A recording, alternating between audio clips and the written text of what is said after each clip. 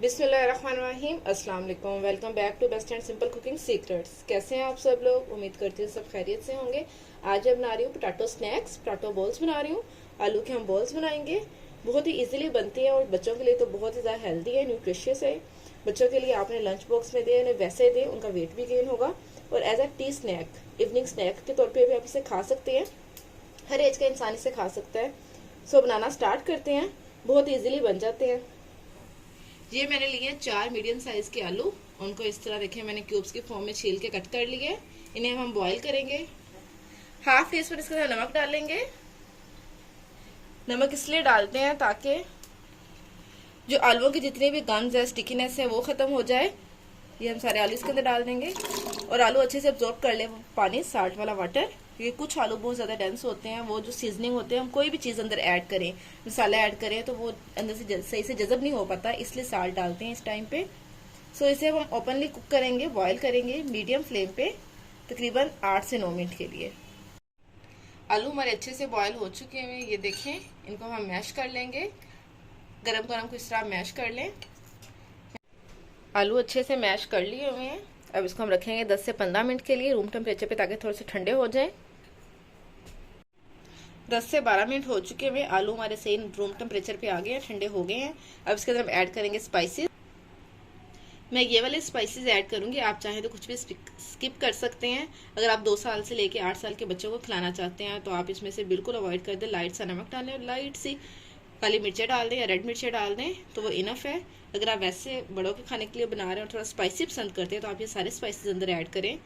ये लिया है मैंने ज़ीरा पाउडर हाफ टी स्पून, धनिया powder half tea spoon, chaat masala optional है हाफ टी स्पून, नमक है मेरे पास हाफ टी स्पून, रेड मिर्चों का पाउडर है हाफ टी स्पून। ये सारे स्पाइसेस हम अंदर ऐड करेंगे।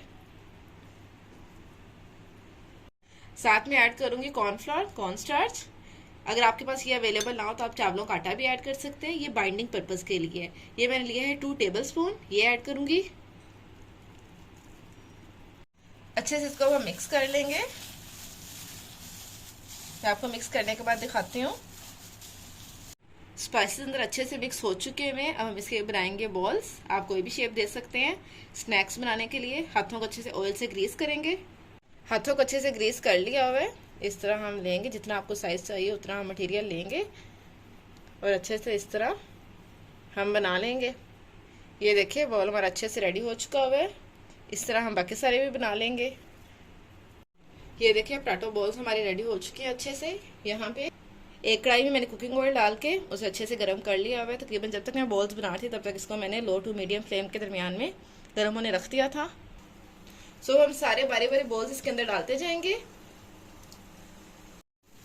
2 से 3 मिनट बाद इसको हम साइड चेंज कर लेंगे और 4 से 5 मिनट के अंदर अंदर हमारे फ्राई होके बॉल्स रेडी हो जाएंगे। अभी नहीं हमने इसे हिलाना, 1 मिनट बाद हम इसे हिलाएंगे। सारे बॉल्स मैंने डाल दिए हैं। तकरीबन 1 मिनट हो चुका हुआ है। इनको बस इस तरह हम हल्का हल्का हिला लेंगे और उसके बाद जैसे ही हल्के से गोल्डन होंगे हम इसको निकाल लेंगे।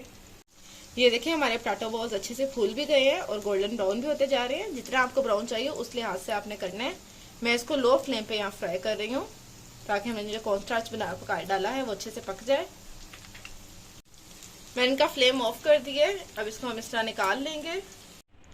सो गाइज ये देखिए हमारा फूल के पोटैटो बॉल कितना बड़ा बन चुका है। आप इस रेसिपी को जरूर ट्राई कीजिएगा, मुझे फीडबैक दीजिएगा। मेरे चैनल को लाइक, सब्सक्राइब एंड शेयर कर दीजिएगा। अल्लाह हाफिज।